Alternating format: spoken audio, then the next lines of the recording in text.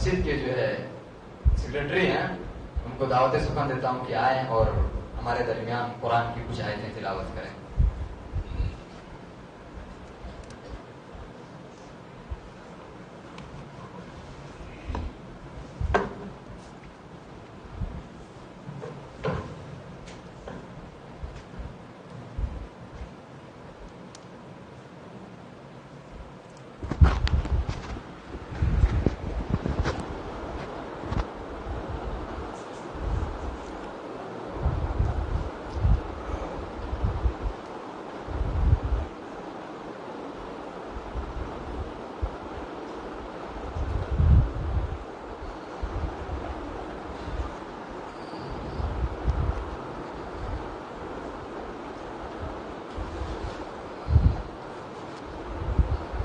أعوذ بالله من الشيطان الرجيم.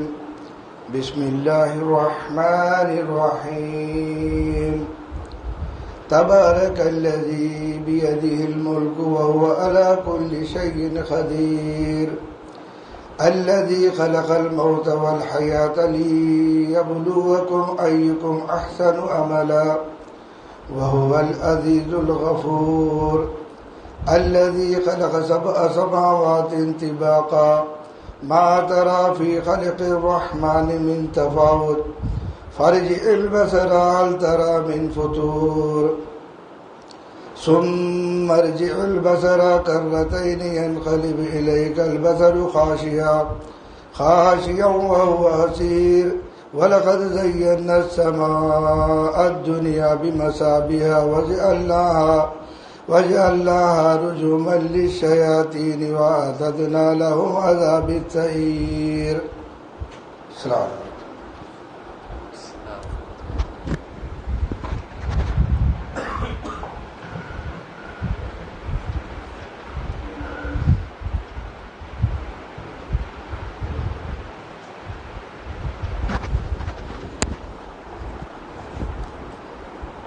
جزاک اللہ خیرا واحسن الجزاء. آخرات کے سامنے سورۃ الملک کی چند آیتیں تلاوت کی گئی اور اپنی عمر کے حساب سے اللہ رب العالمین کے فضل و کرم سے بہت ہی اچھا تلاوت کی. اللہ رب العالمین سے دعا ہے کہ بار الہ ان کی آواز میں مزید چاشنی اور ترقی عطا فرمائے، آمین، اور ان کو علم کی دولت سے مالا مال فرمائے، آمین. اب میں اس کے بعد خطابت کی جو پہلی کڑی ہے، جو ہمارے درمیان خطیب آئے ہوئے ہیں، جو حافظ محمد امین فیضی حفظہ اللہ ہیں، مسجد رحمانیہ کے امام صاحب ہیں. آپ تمام لوگ جانتے ہیں کہ سپتگری کالونی جو ہمارے کریم نگر میں ہے، اور وہاں ایک مسجد ہے جس کا نام مسجد رحمانیہ ہے، بہت ہی معروف و مشہور ہے. تو اسی میں لگ بھگ 1 سال سے خطابت، امامت و خطابت کا فریضہ انجام دے رہے ہیں، اور علم کی حیثیت سے الحمدللہ بہت ہی فائق ہیں. اور مزید مستزاد یہ ہے کہ حافظ بھی ہیں، اور ان کی خطابت کے سلسلے میں تو نہیں سنا ہوں، خطبہ کے سلسلے میں لوگوں کا کہنا ہے کہ بہت ہی الحمدللہ اچھا بیان رہتا ہے. اس طریقے کے بیان تو ہم بھی سنے ہیں، اس سے پہلے ہمارے درمیان آ چکے ہیں، اور خطبے میں بھی الحمدللہ بڑا جلالی بیان ہوتا ہے. کسی کی زبان سے میں یہ لفظ سنا تھا کہ بڑا جلالی بیان تھا الحمدللہ. تو بہت خوشی کی بات ہے کہ ہمارے شہر کریم نگر میں ایک سے بڑھ کر ایک جو ہے، جو امامت و خطابت کے فرائض انجام دے رہے ہیں، لیکن علم کے دولت سے اچھے خاصے مالا مال ہیں. تو لہذا میں دیر نہ کرتے ہوئے فضلت الشیخ کو دعوت اسٹیج دیتا ہوں کہ وہ آئیں اور اپنی عنوان کی وضاحت کریں. عنوان اس سے پہلے بتایا کہ نیکیاں ذخیرہ آخرت ہیں، یہ کتنی اہم ہے اور کتنی ضرورت والی ہے. انشاءاللہ شیخ کی زبانی آپ سنیں گے انشاءاللہ.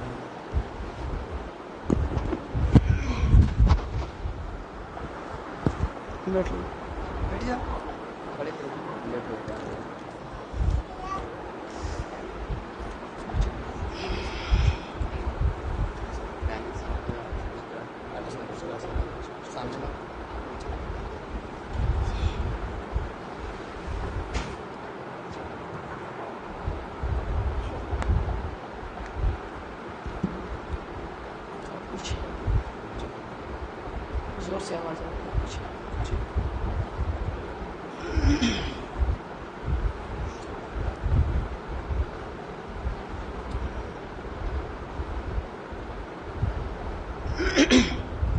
السلام علیکم ورحمۃ اللہ وبرکاتہ. الحمد للہ رب العالمین وبه نستعین واشهد ان لا اله الا الله وحده لا شريك له واشهد ان محمدا عبده ورسوله. اما بعد، اعوذ باللہ من الشیطان الرجیم. بسم اللہ الرحمن الرحیم. المال والبنون زینة الحیاة الدنیا والباقیات الصالحات خیر عند ربک ثوابا وخیر املا. قابل احترام سامعین و سامعات، ہر طرح کی حمد و ثنا اللہ تبارک و تعالی کے لیے ہے، جو ہمارا خالق، مالک اور رازق ہے، جس نے ہمیں اشرف المخلوقات بنا کر کے اس دار فانی کے اندر مبعوث کرنے کے ساتھ ساتھ ہمیں رشد و ہدایت کے لیے، ہماری ہدایت کے خاطر اللہ تبارک و تعالی نے یکے بعد دیگرے نبیوں اور رسولوں کو بھیجتا رہا، اور بالآخر اللہ تبارک و تعالی نے اپنے آخری نبی جناب محمد الرسول اللہ صلی اللہ علیہ وآلہ وسلم کو بھیج کر کے نعمت اسلام کی تکمیل فرمائی. ابھی میں نے آپ کے سامنے سورۃ الکہف کی ایک آیت کریمہ تلاوت کی. اللہ تبارک و تعالی کا اس آیت کریمہ میں ارشاد ہوا، المال والبنون زینۃ الحیاۃ الدنیا. مال اور اولاد یہ دنیا کی رونقیں ہیں، دنیا کی زینتیں ہیں. والباقیات الصالحات خیر عند ربک، اور جو باقی رہنے والی نیکیاں ہیں، باقی رہنے والے اعمال ہیں، باقی رہنے والے اعمال صالحہ ہیں، وہ انجام کے اعتبار سے، مستقبل کی امید اور توقع کے اعتبار سے اللہ تبارک و تعالی کے نزدیک بہت ہی بہتر ہے. حضرات اس آیت کریمہ پر غور کیجئے کہ اللہ رب العالمین نے اس آیت کریمہ میں دو نعمتوں کا تذکرہ کیا. ایک نعمت دنیاوی، جسے ہم دنیا کا سامان سمجھتے ہیں، دنیا کی دولت سمجھتے ہیں، دنیا کا مال سمجھتے ہیں. اور دنیا کا مال، دنیا کی دولت کیا ہے؟ مال اور اولاد ہے. اور دوسری نعمت اخروی ہے، جسے ہم آخرت کا توشہ سمجھتے ہیں، جسے ہم آخرت کا سامان سمجھتے ہیں. اللہ نے آخرت کے توشے کو، آخرت کے سامان کو، آخرت میں فائدہ دینے والی چیز کو الباقیات الصالحات کہا ہے. کہا یہ باقی رہنے والی نیکیاں ہیں، یہ باقی رہنے والے اعمال صالحہ ہیں. اس لیے کہ دنیا میں جو بھی چیزیں ہیں، جو بھی مال و متاع ہے، وہ ایک دن ختم ہونے والا ہے، وہ ایک دن ہمارے ہاتھ سے جانے والا ہے. دنیا کی ہر چیز عارضی ہے، دنیا کی ہر چیز فانی ہے، دنیا کی ہر چیز ختم ہونے والی ہے. یہ ہمارے مال و دولت، یہ ہمارے تجارتی لین دین، یہ ہمارے بزنس، یہ ہمارے بنگلے، یہ ہماری گاڑیاں، ہماری دنیا میں جو بھی چیزیں اللہ تبارک و تعالی نے نعمت کے طور پر میسر کی ہیں، ایک نہ ایک دن یہ ہمارے ہاتھ سے جانے والے ہیں، ختم ہونے والے ہیں. جو چیز باقی رہے گی وہ ہمارا عمل ہے، جو ہم دنیا کے اندر کرتے ہیں، وہ ہمارا عمل ہے، جس کو اللہ نے الباقیات الصالحات کہا ہے. غور طلب بات یہاں یہ ہے، سوچنے کا مقام یہاں یہ ہے، غور کرنے کی بات یہاں یہ ہے. اللہ تبارک و تعالی نے آخرت میں فائدہ دینے والی چیز کو الباقیات الصالحات کہا ہے، اور دنیا میں جو چیزیں ختم ہو جائے گی، جو چیزیں ختم ہو جائے گی وہ انسان کی زندگی کے حد تک ہے. بس انسان کی جہاں آنکھ بند ہوئی وہاں ساری کی ساری نعمتیں ختم. فانی دنیا کے لیے ہم سب کچھ کرتے ہیں، لیکن جس کو اللہ نے باقی آخرت کہا ہے،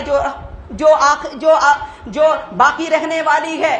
ہمیں چاہیے کہ ایک مومنانہ کردار یہ ہونا چاہیے, ایک اچھے انسان کی علامت یہ ہونی چاہیے, ایک اچھے انسان کی پہچان یہ ہونی چاہیے کہ ہمارا جستجو, ہماری محنتیں, ہماری کوششیں, ہمارا تواضع باقی آخرت کے لیے دنیا کے مقابلے میں زیادہ ہونی چاہیے, اس لیے کہ وہاں ہمیشہ ہمیں رہنا ہے. ہماری زندگی وہاں کبھی ختم نہ ہونے والی ہے. یہاں ایک محدود زندگی اللہ تبارک و تعالی نے ہمیں دی ہے, 60 سال 70 سال, اس کے بعد انسان یہاں سے جائے گا. اللہ نے کہا جہاں جائے گا وہاں کے بارے میں والآخرۃ خیر وابقا, وہ آخرت ہے جو تمہارے لیے بہتر ہے اور باقی رہنے والی ہے. تو انسان کو چاہیے کہ باقی آخرت کے لیے زیادہ سے زیادہ محنتیں کرے. مومن نیکیوں کا حریص ہوتا ہے جیسے کافر پیسوں کا حریص ہوتا ہے. کافروں کو پیسہ مل گیا, وہ سمجھتا ہے کہ میں کامیاب ہو گیا, لیکن مومن اپنے آپ کو صرف پیسے ملنے پر کامیاب نہیں سمجھتا ہے. مومن صرف مال ملنے کو کامیاب نہیں سمجھتا ہے. مومن صرف دولت ملنے کو کامیاب نہیں سمجھتا ہے, بلکہ مومن کو اگر دنیا میں مال بھی مل جائے تو وہ اس کو آخرت کمانے کا ایک ذریعہ سمجھتا ہے. مومن کامیاب کب سمجھتا ہے اپنے آپ کو؟ جب مومن کے کمایا ہوا مال, مومن کی کمائی ہوئی دولت اللہ کے راستے میں خرچ ہو رہی ہو. مومن اس دنیا کے اندر جو مال حاصل کر رہا ہے اور اس دولت کو, اس مال کو جب اللہ رب العالمین کے راستے میں خرچ کر دیتا ہے تو مومن اس وقت اپنے آپ کو سمجھتا کہ میں کامیاب ہو گیا. قرآن مجید نے اعمال کے سلسلے میں, نیکیوں کے سلسلے میں 3 قسمیں بیان کی ہیں. امت محمدیہ کے افراد کے اعمال اور اس کی نیکیاں 3 قسم کے ہیں. اللہ تبارک و تعالی نے سورہ فاطر میں ارشاد فرمایا, ثم اورثنا الكتاب الذين اصطفينا من عبادنا فمنهم ظالم لنفسه ومنهم مقتصد ومنهم سابق بالخيرات بإذن الله ذلك هو الفضل الكبير. اللہ تبارک و تعالی نے کہا کہ ہم نے اس امت کو قرآن جیسی دولت عطا فرمائی. امت محمدیہ کو نبی صلی اللہ علیہ وسلم کے ذریعے قرآن کی دولت دیا, لیکن قرآن کی نعمت اور قرآن کی دولت حاصل کرنے کے بعد امت 3 حصوں میں تقسیم ہو گئی. امت 3 گروہوں میں بٹ گئی. فرمایا ان میں سب سے پہلا گروہ وہ ہے فَمِنْهُمْ ظَالِمٌ لِنَفْسِهِ, جو گناہ کر کر کے اپنے نفس پر ظلم کرنے والے ہیں. فرمایا یہ کون لوگ ہیں؟ یہ وہ لوگ ہیں جو اللہ تبارک و تعالیٰ کے واجبات کو ترک کرتے ہیں, اللہ تبارک و تعالیٰ کے فرائض کو ترک کرتے ہیں, نیکی سے کوسوں دور. فرائض واجبات کو تو چھوڑ دیجئے, فرائض واجبات کی بات کیا کریں, کوئی چھوٹی سی چھوٹی بھی نیکی کرنے کے لیے آج امت مسلمہ تیار نہیں ہے. ان کی زندگی میں نوافل اور سنتوں کی کیا بات کرے, ان کی زندگی میں دور دور تک نوافل اور سنتوں کا کوئی نام و نشان نہیں ملتا. فرمایا امت محمدیہ کا یہ وہ پہلا طبقہ ہے جو اپنے نفس پر ظلم کرنے والا ہے. کہا اس امت کا دوسرا طبقہ وَمِنْهُمْ مُقْتَصِدٌ, جو میانہ روی اختیار کرنے والے ہیں, میانہ روی اپنانے والے ہیں. مقتصد کی تفسیر اہل علم نے کی ہے کہ جو فرائض اور واجبات کو صحیح طور پر انجام دیتے ہیں, فرائض اور واجبات کو اچھے طور پر, فرائض اور واجبات کا جو کما حق ہے اس کو ادا کر دیتے ہیں, لیکن نوافل میں ان کی کوئی زیادہ حصے داری نہیں ہوتی ہے. نوافل میں ان کی کوئی زیادہ حصے داری نہیں ہوتی ہے. اس امت کا تیسرا طبقہ ایک ایسا طبقہ ہے, اللہ تبارک و تعالی نے فرمایا وَمِنْهُمْ سَابِقٌ بِالْخَيْرَاتِ بِإِذْنِ اللَّهِ, یہ وہ لوگ ہیں جو اللہ تبارک و تعالی کی توفیق سے ہر خیر کے کام میں آگے بڑھنے والا, اللہ تبارک و تعالی کے فضل و کرم سے ہر نیکی کے کام میں آگے بڑھنے والا, قرآن العالمین کہتا ہے ذالک هو الفضل الکبیر، اسی پر اللہ تبارک و تعالی کا فضل ہے، اللہ رب العالمین کا کرم ہے۔ جب کسی کو دیکھو کہ ہر نیکی کے کام میں آگے بڑھ رہا ہے، ہر نیکی کے کام میں سبقت کر رہا ہے، ہر بھلائی کے کام میں آگے بڑھ رہا ہے، سنتوں کا بھی اہتمام ہے، فرائض کا بھی اہتمام ہے، واجبات کا بھی اہتمام ہے، نوافل کا بھی اہتمام ہے، نیکیوں کا بڑا حریص ہے، تو سمجھ جاؤ کہ اس پر اللہ تبارک و تعالی کا خصوصی فضل ہے، اس پر اللہ تبارک و تعالی کا خصوصی کرم ہے، اسی فضل الہی کا کرشمہ ہے، اسی کرم الہی کا کرشمہ ہے کہ یہ سابقم بالخیرات بنا ہوا ہے اور یہ نیکیوں میں آگے بڑھنے والا بنا ہوا ہے۔ حضرات، نیکی کیا چیز ہے؟ نیکی کسے کہتے ہیں؟ نیکی کا تعارف کیا ہے؟ امام مسلم رحمہ اللہ نے اپنے صحیح مسلم میں حضرت نواس بن سمعان رضی اللہ تعالی عنہ کے حوالے سے ایک روایت نقل کی ہے۔ حضرت نواس صحابی رسول حضرت نواس بن سمعان رضی اللہ تعالی عنہ سے روایت کرتے ہیں کہ اللہ کے نبی صلی اللہ علیہ وسلم سے پوچھا گیا کہ نیکی کیا ہے؟ نیکی کسے کہتے ہیں؟ نیکی کا تعارف کیا ہے؟ برائی کسے کہتے ہیں؟ تو اللہ کے نبی صلی اللہ علیہ وسلم نے نیکی اور برائی کا بڑا جامع انداز میں تعریف کیا۔ آپ نے فرمایا البر حسن الخلق والاثم ما حاك في صدرك وكرهت ان يطلع عليه الناس۔ آپ نے فرمایا نیکی حسن اخلاق کا نام ہے، نیکی نام ہے حسن اخلاق کا، اور برائی وہ ہے جو تمہارے دل میں خٹک پیدا کرے، جو تمہارے دل میں ڈر کا ماحول بنا دے۔ جب کسی کام سے آپ کا دل ڈرنے لگ جائے، آپ کے دل میں کھٹک پیدا ہو جائے، تو سمجھ جائیے کہ وہ گناہ کے کام ہے، اس سے رک جائے۔ تو اللہ کے نبی نے کتنے جامع انداز تعریف کیا برائی اور نیکی کی۔ کہا نیکی نام ہے حسن اخلاق کا، نیکی نام ہے مکارم اخلاق کا، نیکی نام ہے اچھے اخلاق کا۔ کہا اچھا اخلاق ہی سب سے بڑی نیکی ہے، اور بات سچی ہے، بات سچی ہے۔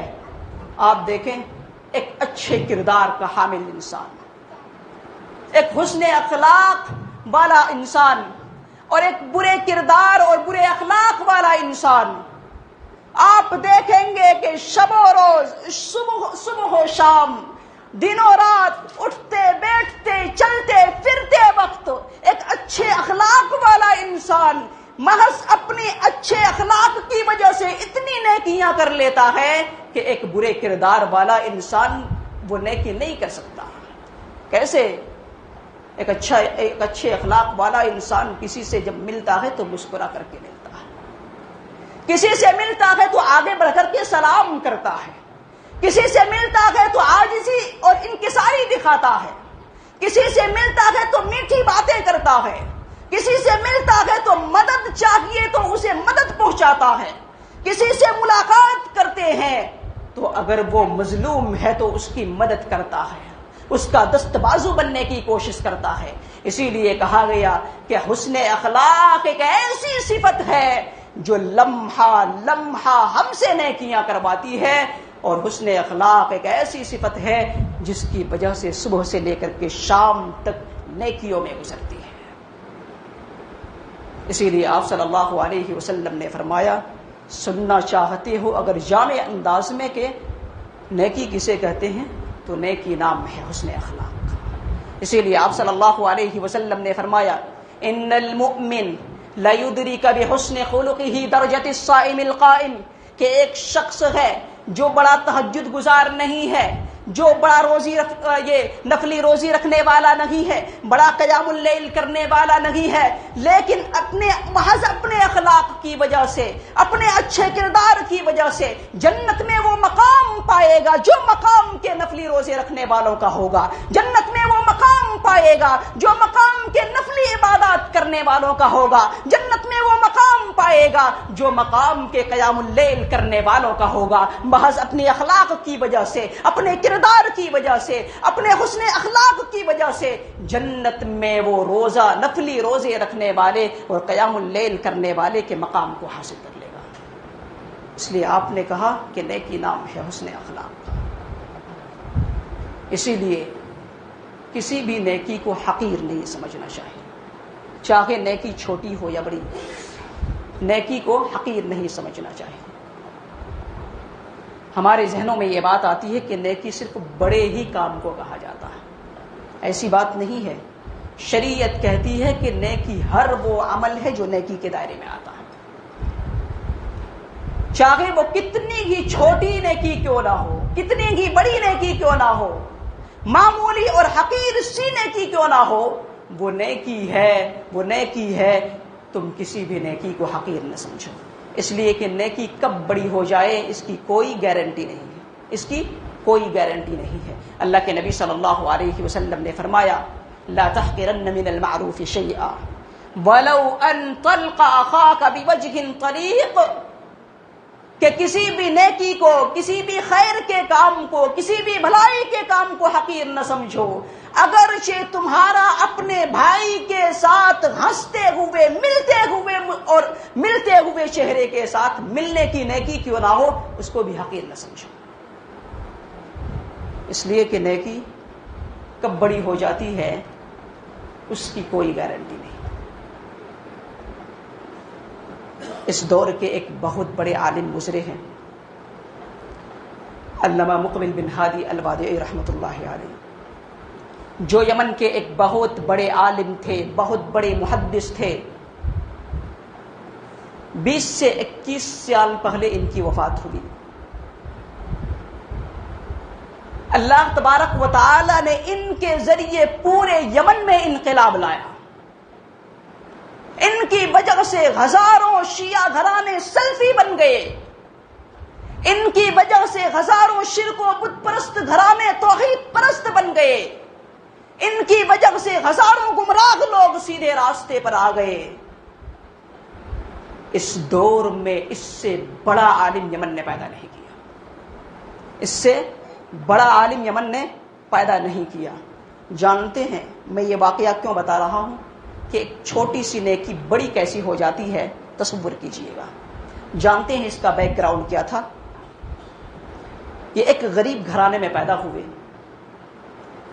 غریب ماں باپ نے ان کی پرورش کی اور غربت کی زندگی میں ان کی پرورش ہوئی،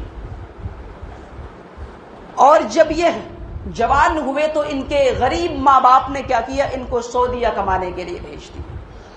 مکے کے اندر ایک ہوٹل میں ان کی نوکری لگی، جھاڑو دینے کی، صاف صفائی کرنے کی۔ اسی وقت کچھ حاجی عمرے کے لیے آئے ہوئے تھے،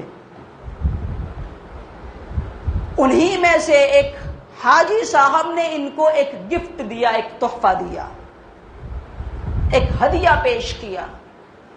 وہ گفٹ اور وہ تحفہ کیا تھا؟ ایک چھوٹی سی کتاب، کتاب التوحید، محمد بن عبد الوہاب رحمۃ اللہ علیہ کی۔ یہی وہ کتاب ہے جس کی وجہ سے پوری دنیا کے اندر انقلاب برپا ہوا۔ جب یہ کتاب انہوں نے حاصل کیا، جب انہوں نے دیا گیا ہدیے میں، تو انہوں نے اس کتاب کو پڑھا، بہت پسند آئی، کیونکہ اس کتاب کے اندر توحید کو اور توحید کے تقاضوں کو دلائل کے ذریعے سمجھایا گیا، شرک اور شرک کی صورتوں کو مختلف ثبوتوں اور حوالوں کے ذریعے سے سمجھایا گیا ہے۔ اور جب انہوں نے اس کتاب کو پڑھا، پڑھنے کے بعد انہوں نے غور کیا، اپنے یہاں کے جائزہ لیا، اپنے یہاں کے حالات کا، تو انہوں نے ان میں وہ تمام برائیاں دیکھی جو ان کے یہاں پائی جاتی تھی۔ چنانچہ انہوں نے اس کتاب کو ایک بار پڑھا، 2 بار پڑھا، 3 بار پڑھا۔ اس کتاب کے کثرت مطالعے نے ان کے اندر طلب علم کا شوق پیدا کر دیا، طلب علم کا شوق پیدا کر دیا۔ بتایا کمانے کے لیے آیا ہوا تھا، علم حاصل کرنے کی کوشش کرنے لگا، کہا کہ مجھے نہیں پڑھنا ہے، مجھے علم حاصل کرنا ہے۔ وہ وہاں سے ان کی زندگی کا ڈائریکشن چینج ہوا، وہاں سے انہوں نے علم حاصل کرنا شروع کیا، اور مدینہ جیسی یونیورسٹی میں ان کا داخلہ ہوا، وہاں سے BA کیا، MA کیا، دکتورا کیا، اور آگے چل کر اتنے بڑے عالم کہلائے، اتنے بڑے عالم کہلائے کہ اسی کو آگے چل کر علامہ مقبل بن ہادی الوادعی رحمۃ اللہ علیہ سے جانے گئے۔ یمن میں اس سے پہلے ایک بہت بڑے عالم گزرے ہیں، جانتے ہیں کون ہے وہ؟ علامہ شوکانی رحمت اللہ علیہ۔ کہنے والوں نے کہا کہ علامہ شوکانی رحمت اللہ علیہ کی خدمت کو ان کی خدمت کے سامنے پیش کیا جائے۔ ہمیں علامہ مقبل بن ہادی الوادعی رحمت اللہ علیہ کی کوششوں کا نتیجہ جو یمن میں دیکھنے کو ملا، اگر علامہ شوکانی رحمت اللہ علیہ کی خدمت کو علامہ مقبل رحمت اللہ علیہ کی خدمت سے تقابل کیا جائے، مقابلہ کیا جائے، تو علامہ مقبل بن ہادی الوادعی رحمت اللہ علیہ کی خدمت ان کے سامنے، یعنی ان کی خدمت علامہ مقبل بن ہادی الوادعی رحمت اللہ علیہ کے سامنے ایک چھوٹی سی شخصیت نظر آتی ہے۔ اتنے بڑے عالم ہوئے، اتنا کام انہوں نے کیا، کمانے کے لیے آئے ہوئے تھے، اس کی زندگی کو کس نے بدلا؟ اس تحفے نے بدلا، اس ہدیے نے بدلا جو اس حاجی صاحب ایک گفٹ کے طور پر دے کر گئے تھے۔ اس بیچارے کو بھی معلوم نہیں ہوا کہ میرے اس تحفے کی وجہ سے یہ اتنے بڑے عالم ہو گئے، اس کی زندگی بدل گئی اور یہ ہزاروں لوگوں کے لیے نفع بخش ثابت ہوا، کتنے لوگوں کے لیے سیدھے راستے پر آنے کا ذریعہ بن گئی۔ آپ غور کیجئے، سمجھیے، اس شخص نے ایک چھوٹا سا ہدیہ دیا تھا، خود اس کی زندگی بدل گئی، علم حاصل کیا، علم حاصل کرنے کے بعد ہزاروں لوگوں کی زندگیوں کو سدھار دیا۔ وہ چھوٹی سی نیکی کتنی بڑی نیکی بن گئی، وہ چھوٹی سی نیکی کتنی بڑی نیکی بن گئی۔ کل حشر کی عدالت جب قائم ہوگا تو اس کے سامنے یہ نیکی رکھی جائے گی، اللہ سے پوچھے گا، اللہ یہ نیکی کہاں سے؟ میں نے تو اتنی نیکیاں نہیں کی۔ تو اس کو بتایا جائے گا یہ تمہاری نیکی ہے، ایسا تم نے کیا، اسی وجہ سے تمہیں یہ نیکیاں پہاڑوں کی شکل میں مل رہا ہے۔ تو نیکی جہاں بھی ہو، جیسی بھی ہو، جتنی چھوٹی ہو، اسے حاصل کر لینی چاہیے، اسے حاصل کر لینی چاہیے، اس لیے کہ نیکی کب بڑی ہو جائے اس کی کوئی گارنٹی نہیں ہے۔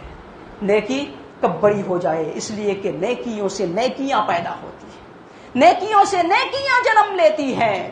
جس طرح چراغ سے چراغ جلتے ہیں، چھوٹے سے چراغ سے بڑے بڑے وادیاں اور جنگلات جلا کرتے ہیں، ایسی چھوٹی نیکیوں سے بڑی بڑی نیکیاں جنم لیتی ہیں۔ حضرات،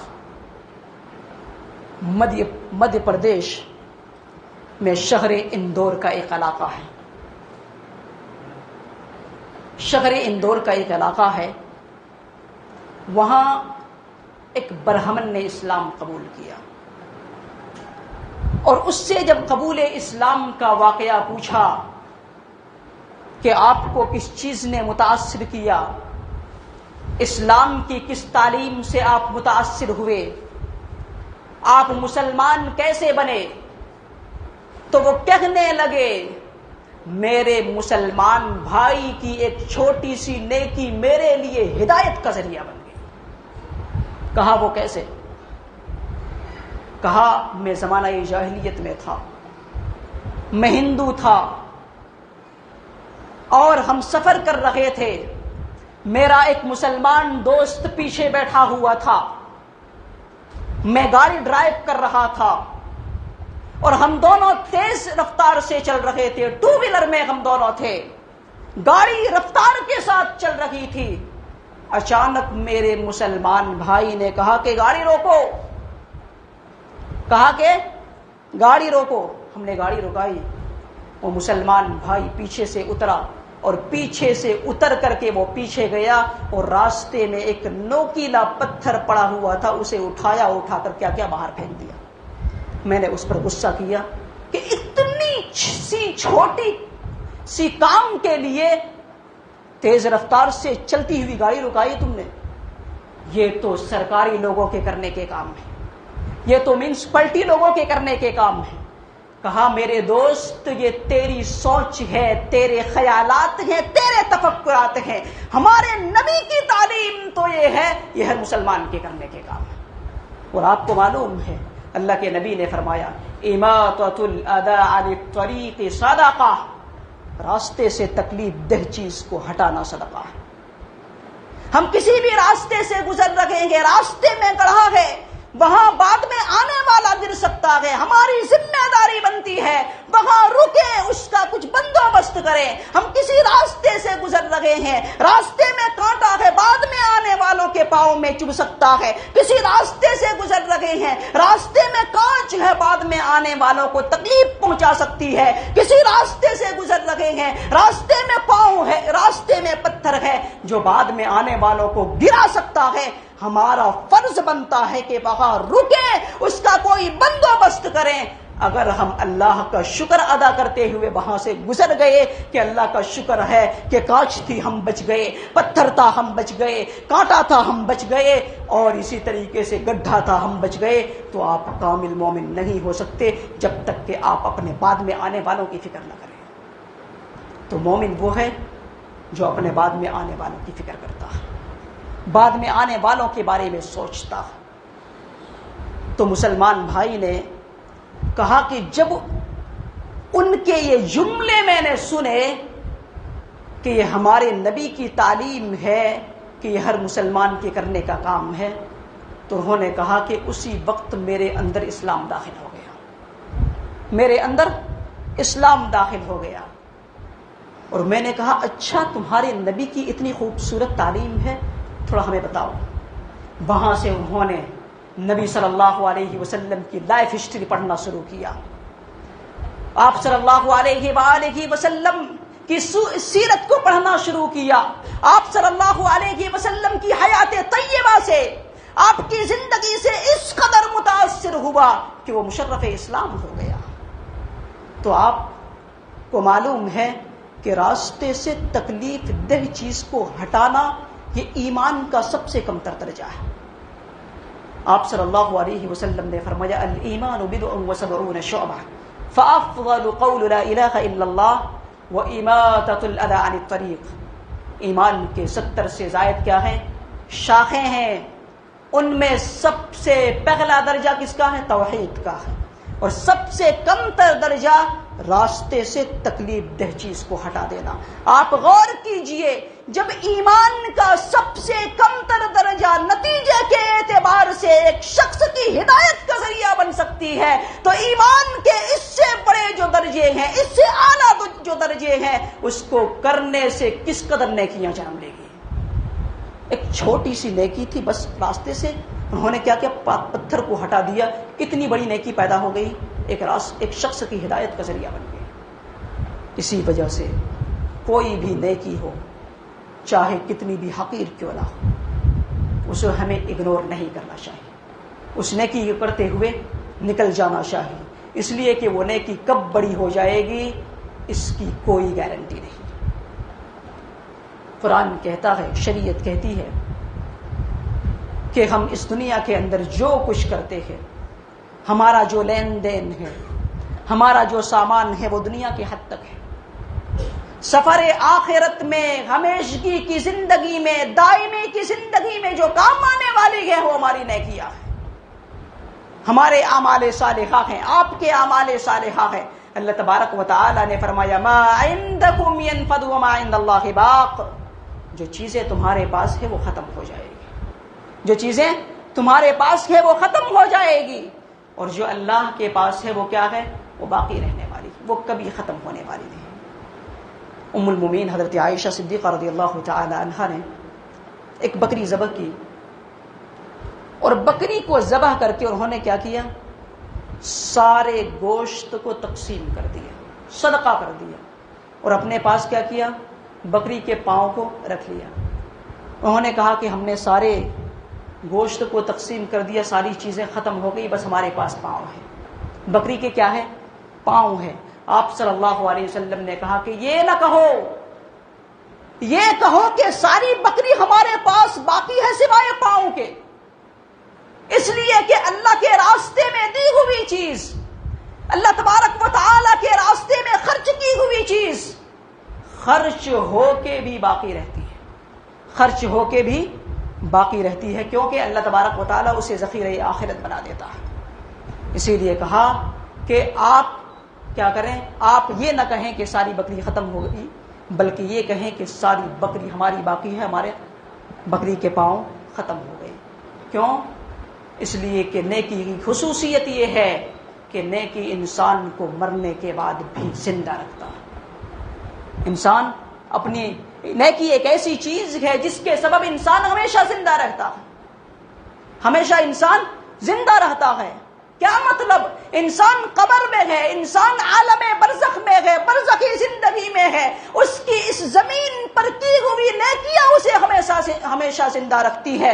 اس نے اس دنیا کے اندر اس زمین میں کوئی مسجد بنا دی، اس نے کوئی مسافر خانہ بنا دیا، اس نے کوئی ادارہ قائم کر دیا، اس نے کوئی مساجد بنا دیا، اس نے کوئی سڑک بنا دیے، اور اسی طریقے سے اس نے کوئی کنواں کھدوا دیا۔ مخلوق کے لیے اس نے اس دنیا کے اندر کوئی کام کر دیا، وہ اپنی نیکیوں کے سبب وہ ہمیشہ زندہ رہتا ہے۔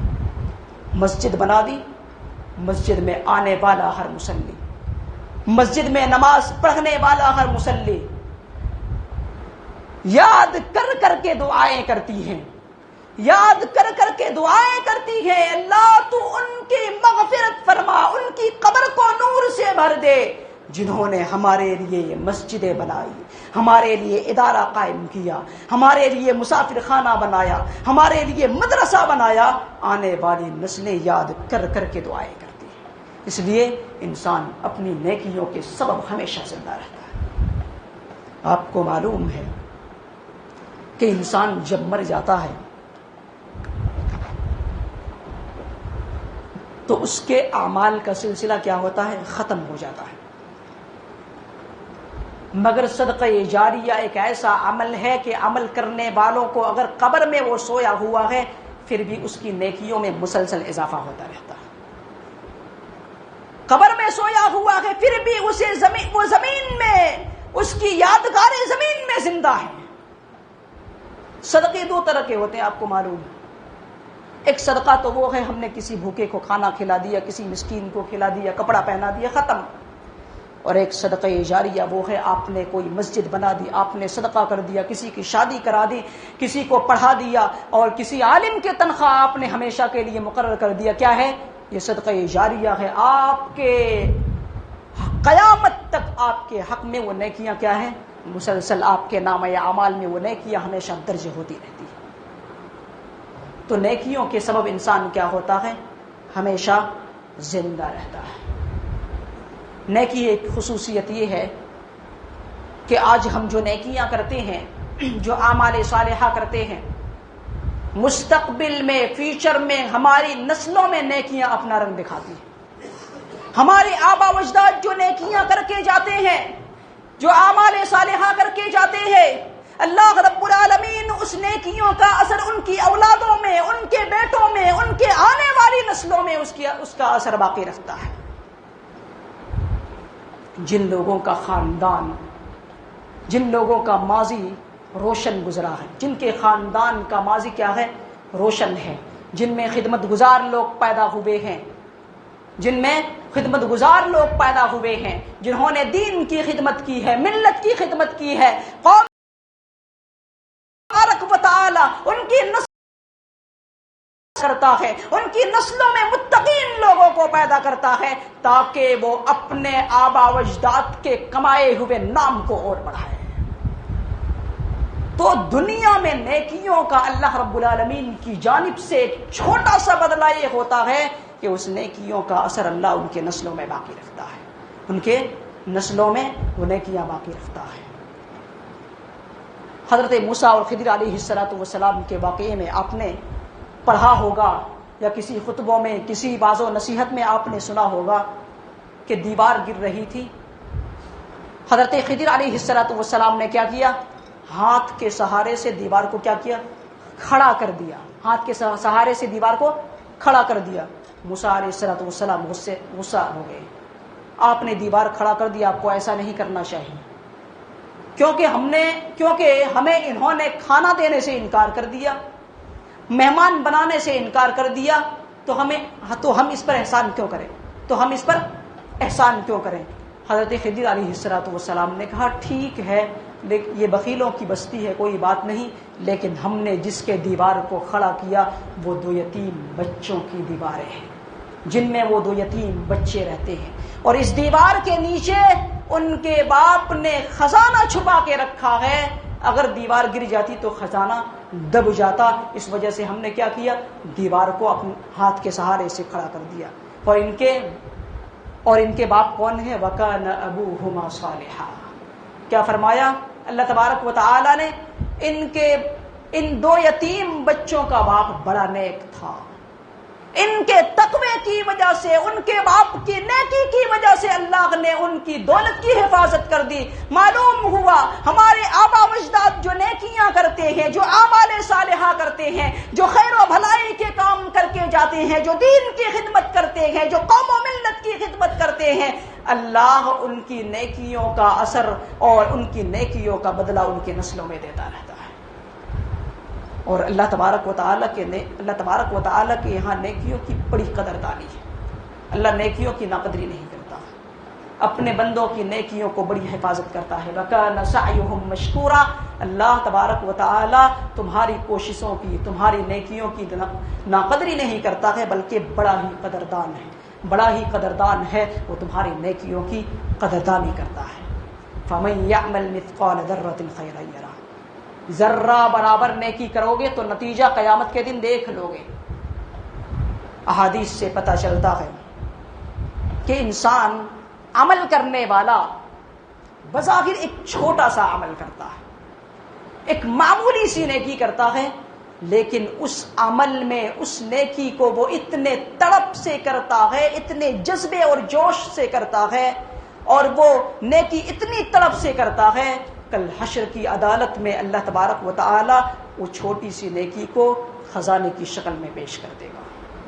اللہ کے نبی صلی اللہ علیہ وسلم نے حدیث کے الفاظ میں اس مفہوم کو یوں بیان کیا کہ ایک شخص ایک کھجور صدقہ کرتا ہے، اور وہ کھجور کا صدقہ کرتا ہے تو بڑے ہی تڑپ سے، بڑے ہی اخلاص سے اور بڑے ہی خلوص سے کرتا ہے، تو وہ جو ایک کھجور کا صدقہ جو انہوں نے کیا، کل قیامت کے دن اللہ تبارک و تعالیٰ اس کھجور کو پہاڑوں کے مانند لے کر کے آئے گا۔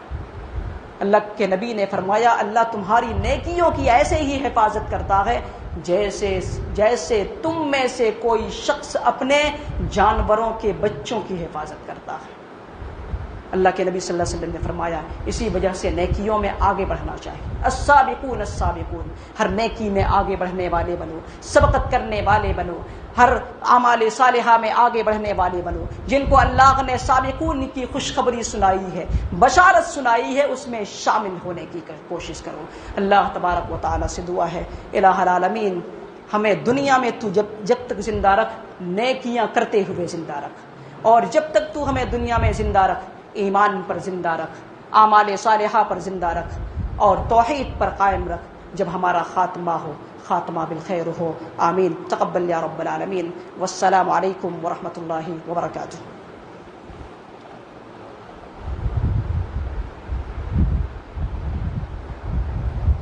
ہمارے شیخ کو بلائیں، آپ شیخ کو دعوت دیجیے۔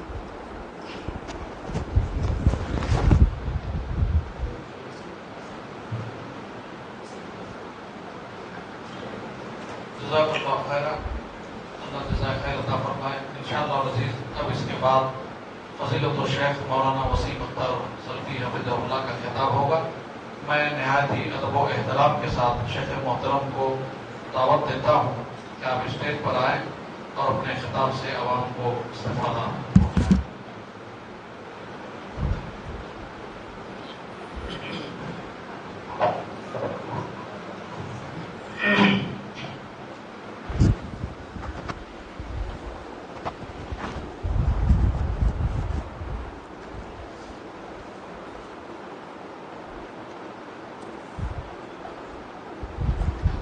السلام علیکم ورحمۃ اللہ وبرکاتہ۔ ان الحمد للہ نحمده ونستعینه ونستغفره ونعوذ باللہ من شرور انفسنا ومن سیئات اعمالنا من يهده الله فلا مضل له ومن يضلله فلا هادي له وأشهد أن لا إله إلا الله وحده لا شريك له وأشهد أن محمدا عبده ورسوله أما بعد فإن خير الحديث كتاب الله وخير الهدي هدي محمد صلى الله عليه وسلم وشر الأمور محدثاتها وكل محدثة بدعة وكل بدعة ضلالة وكل ضلالة في النار. أعوذ بالله من السميع العليم من الشيطان الرجيم. بسم الله الرحمن الرحيم. وأقيموا الصلاة ولا تكونوا من المشركين. وقال النبي صلى الله عليه وسلم من ترك الصلاة متعمدا فقد كفر. رب اشرح لي صدري ويسر لي أمري واحلل عقدة من لساني يفقهوا قولي. سبحانك لا علم لنا إلا ما علمتنا إنك أنت العليم الحكيم. اللهم رب زدني علما.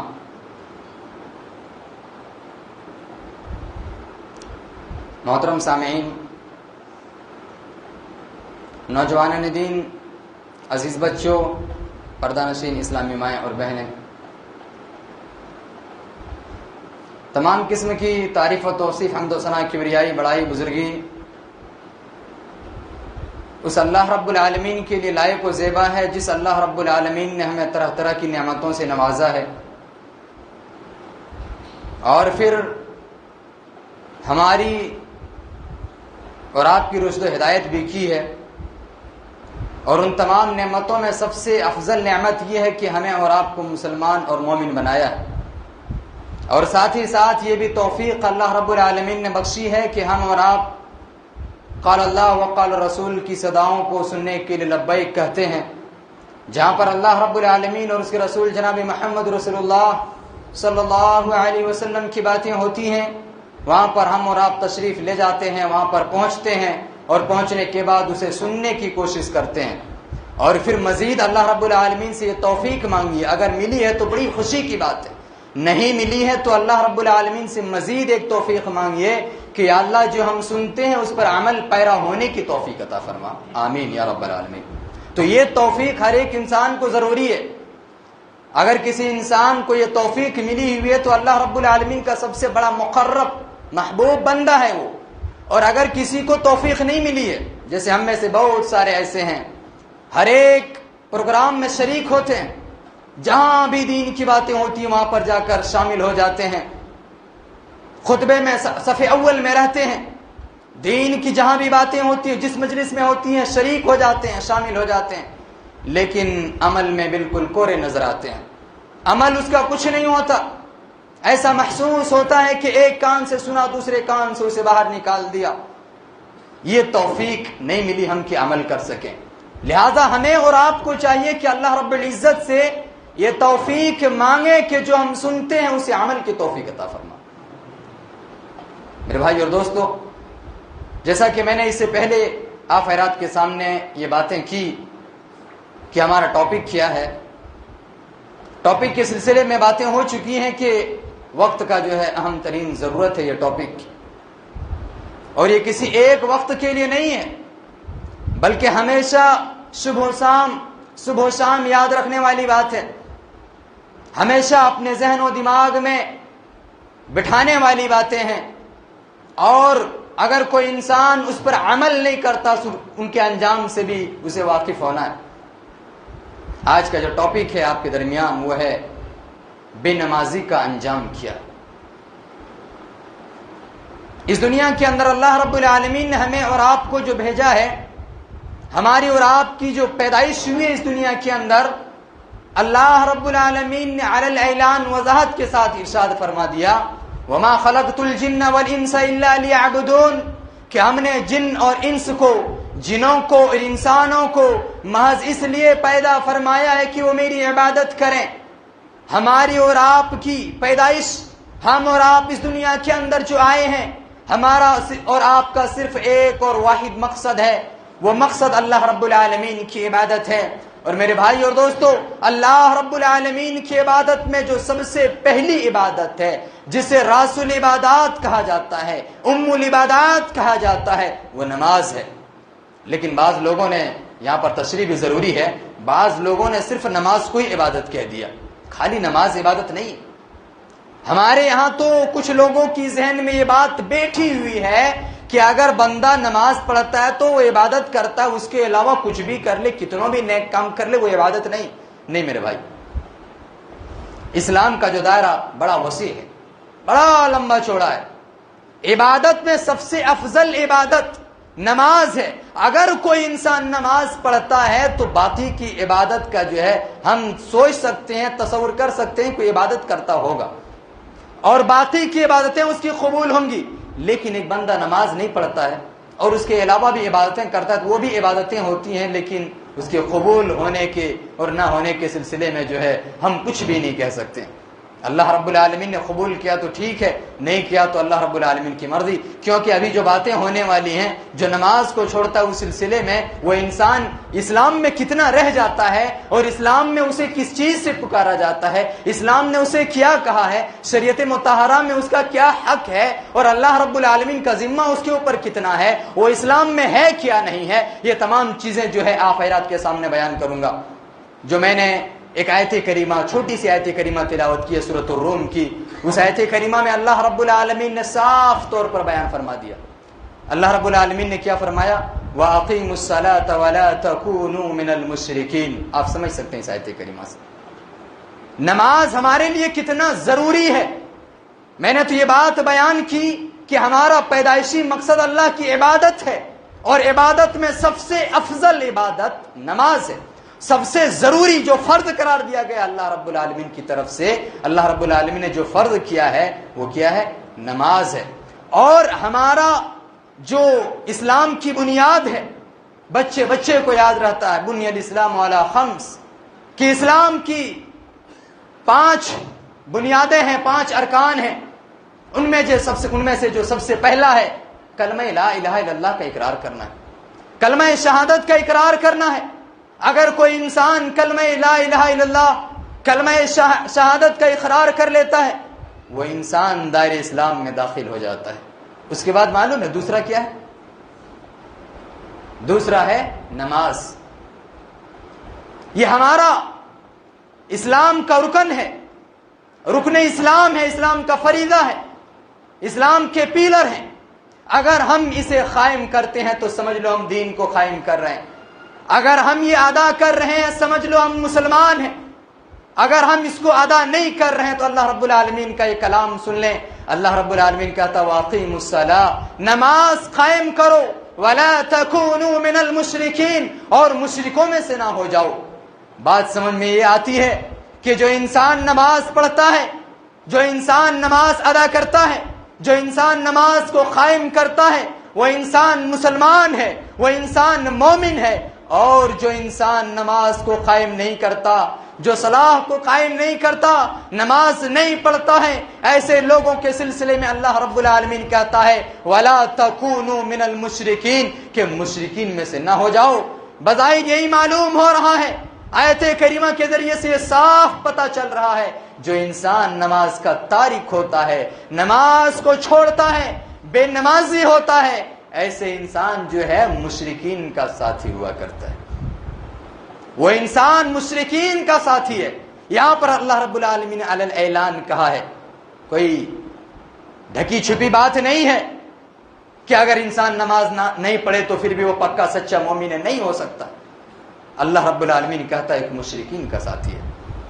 اتنا ہی نہیں، نبی کریم صلی اللہ علیہ وسلم کی اور دیگر احادیث کو اٹھائیے، آپ صلی اللہ علیہ وسلم نے یہاں تک ارشاد فرما دیا من ترک الصلاۃ متعمدا فقد کفر، جس نے جان بوجھ کر فرض نماز کو ترک کر دیا اس نے کفر کر دیا۔ ایک انسان جان بوجھ کر تارک نماز ہوتا ہے، ایک انسان جان بوجھ کر نماز کو چھوڑتا ہے، اس انسان کے سلسلے میں اللہ کے نبی صلی اللہ علیہ وسلم کیا ارشاد فرماتے ہیں؟ فقد کفر، کہ اس نے کفر کر دیا۔ اتنا ہی نہیں بلکہ ابن حبان کی ایک دوسری روایت ہے جس میں نبی کریم صلی اللہ علیہ وسلم کہتے ہیں کہ ان عہد الذی بیننا وبینہم الصلاۃ، کہ ایک مسلمان کے درمیان اور میرے درمیان اور اسلام کے درمیان، میری شریعت کے درمیان جو عہد و پیما ہوا ہے وہ نماز کے طور پر ہوا ہے۔ اگر کوئی انسان نماز پڑھتا ہے سمجھ لو اسلام سے اس کا حق ہے، اسلام میں اس کا حق ہے اور مجھ سے اس کا رشتہ ہے، میری شریعت سے اس کا رشتہ ہے۔ اور اگر کوئی انسان تارک نماز ہو جاتا ہے، اگر کوئی انسان نماز کو چھوڑ دیتا ہے، اس انسان کا اسلام سے کوئی عہد و معاہدہ نہیں رہ جاتا.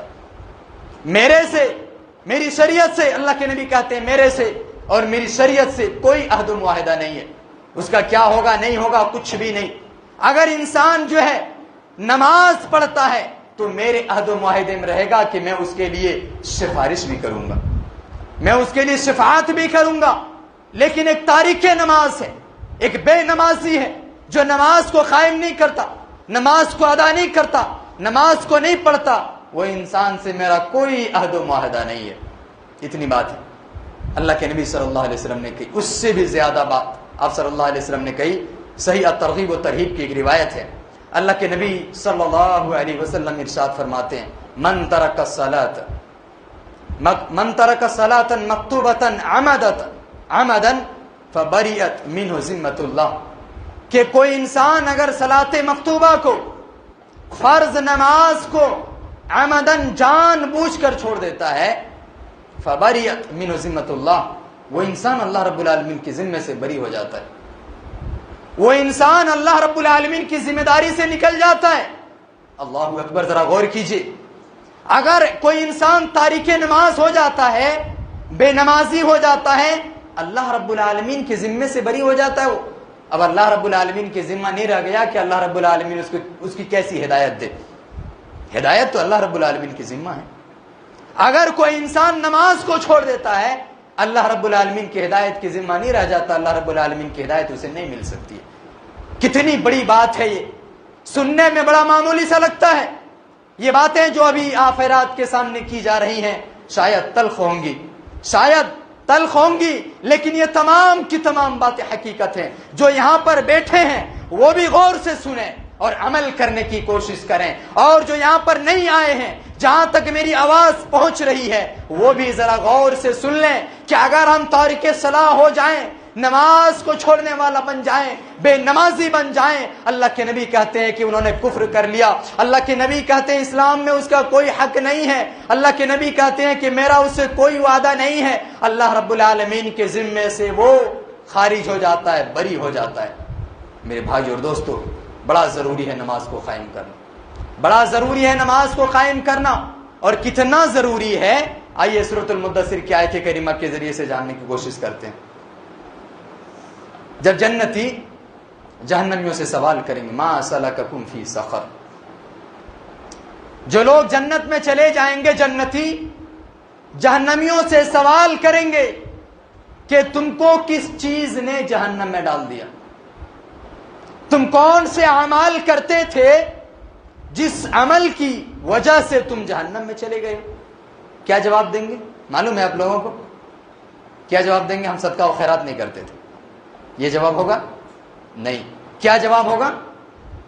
ہم نماز نہیں پڑھا کرتے تھے. قالوا لم نک من المصلین. بیک وقت یہی جواب دیں گے کہ ہم نمازی نہیں تھے. جہنم میں جانے کی جو سب سے بڑی وجہ ہے، جہنم میں جو ہم گئے ہیں، ہمارا اور کوئی کچھ نہیں ہے. سب سے جو بڑی چیز ہے، سب سے بڑا کارنامہ ہمارا یہی ہے کہ ہم بے نمازی تھے. ہم بے نمازی تھے.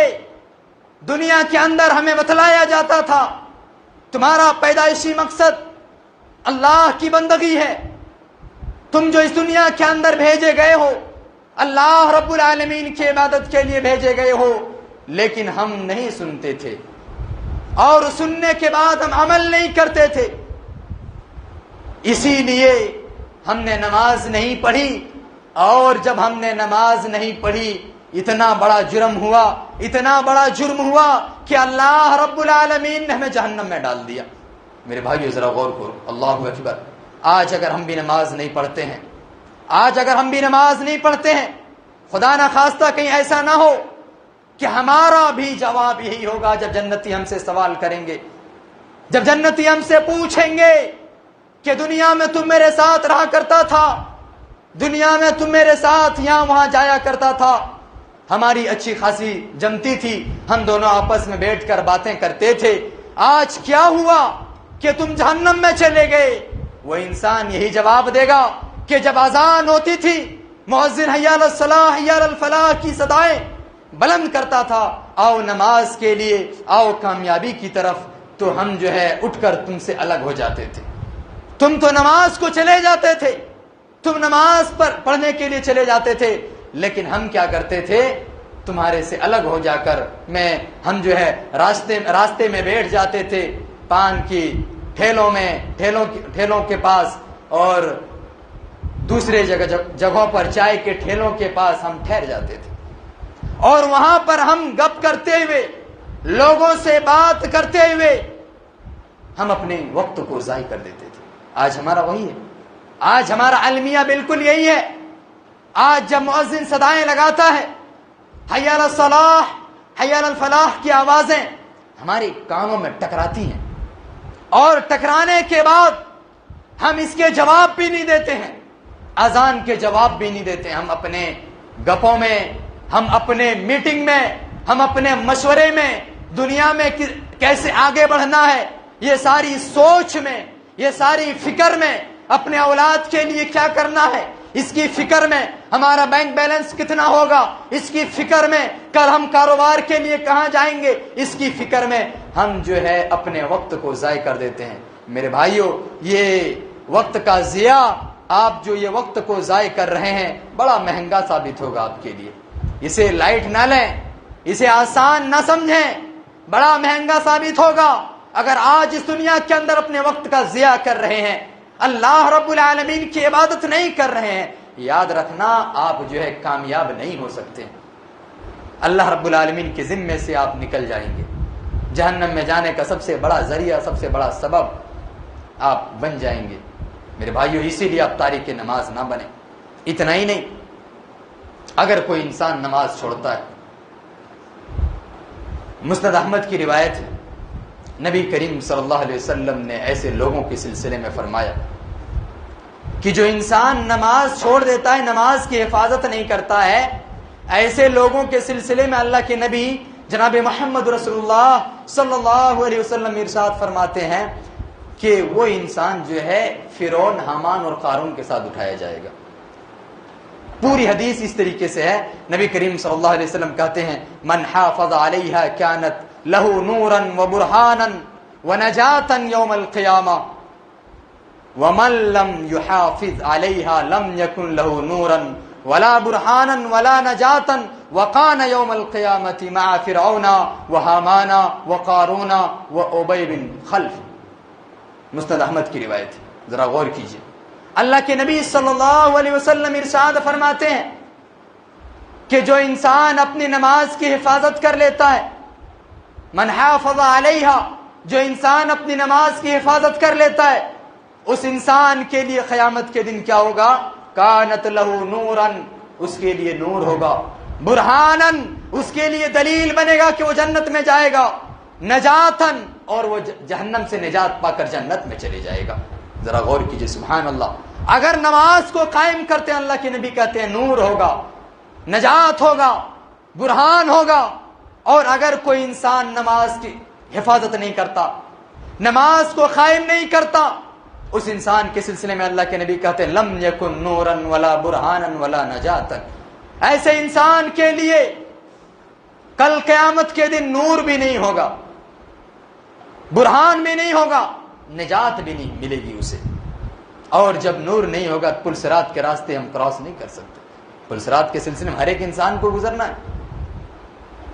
وہاں پر کیا ہے کہ جو انسان اس دنیا کے اندر نماز پڑھتا ہے، وضو بناتا ہے، وضو کے اعضاء پورے چمک رہے ہوں گے، اور اسی لائٹ کے ذریعے سے انسان جو ہے گزرے گا۔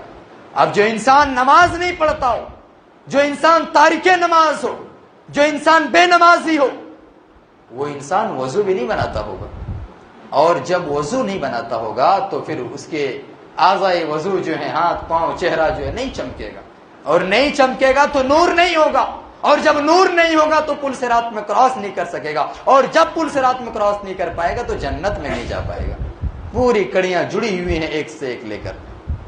اور اتنا ہی نہیں، بلکہ اللہ کے نبی صلی اللہ علیہ وسلم کیا کہتے ہیں کہ وَقَانَ يَوْمَ الْقِيَامَةِ مَعَ فِرْعَوْنَ، اور اس کا حشر جو ہوگا، وہ فی روایت وحشر یوم القیامت، اور ایک دوسری روایت میں ہے کہ حشر جو ہوگا قیامت کے دن اس انسان کا حساب و کتاب جو ہوگا بے نمازی کا، کس کے ساتھ ہوگا؟ فرعون کے ساتھ ہوگا، حامان کے ساتھ ہوگا، قارون کے ساتھ ہوگا، ابی بن خلف کے ساتھ ہوگا. اور یہ اسلام کے بڑے بڑے دشمن ہیں، یہ اسلام کے بڑے بڑے دشمن ہیں. یہ اگر ہم اور آپ نماز نہیں پڑھتے ہیں، تارک نماز ہوتے ہیں، میرے بھائی اور دوستو، ماں اور بہنوں، ذرا غور سے سن لیں کہ ہمارا حشر، ہمارا حساب و کتاب، حشر کے مطلب حساب و کتاب، کس کے لائن میں آپ کو کھڑا کیا جائے گا؟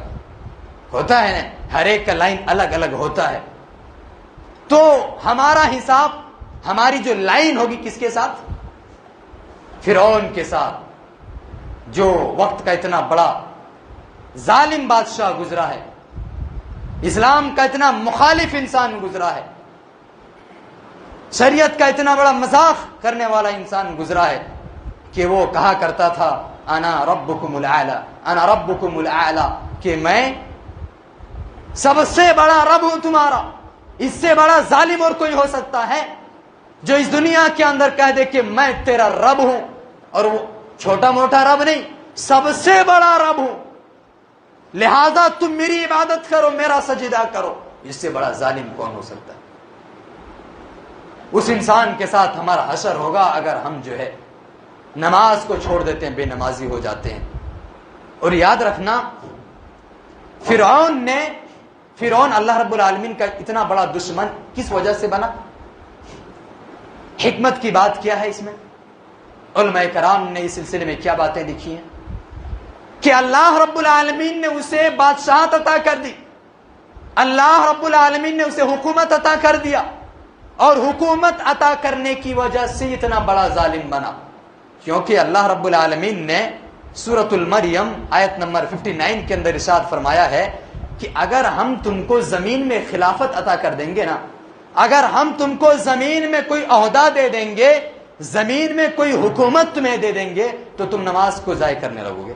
اللہ رب العالمین کہتا ہے فَخَلَفَ مِن بَعْدِهِمْ خَلْفٌ أَضَاعُوا الصَّلَاةَ وَاتَّبَعُوا الشَّهَوَاتِ فَسَوْفَ يُلْقَوْنَ غَيًّا، کہ اگر تم کو اس دنیا کے اندر کوئی خلافت دے دی جائے، کوئی عہدہ سونپ دیا جائے، تو تم جو ہے اپنے نمازوں کو ضائع کرنے لگو گے. اگر تمہیں کوئی عہدہ دے دیا جائے تو اس کے پیچھے پڑ کر نمازوں کو ضائع کرنے لگو گے، اور اپنے خواہشات، اپنے پروفٹ اپنے لے جاؤ گے، اور تمہارے خواہشات پہ چلنا